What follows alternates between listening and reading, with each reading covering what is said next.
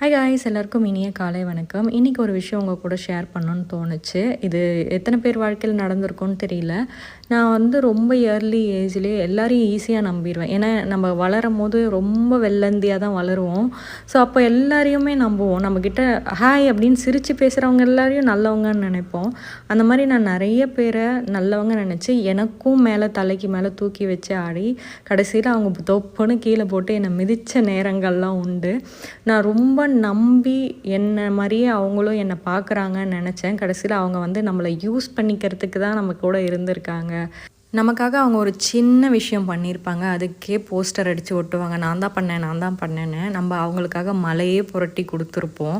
ஆனால் அது அவள் எனக்காக செஞ்சான்னு சொல்கிறதுக்கு மனசு கூட வராது. அந்த அளவுக்கு ஒரு சுயநலமான உலகத்தில் வாழறோமே அப்படின்னு யோசிக்கும்போது சம்டைம்ஸ்லாம் எதுக்கு அப்படின்ற ஃபீலிங்கே வரும். யாருமே இல்லாமல் இருந்துடலாமேன்னு கூட தோணியிருக்கு.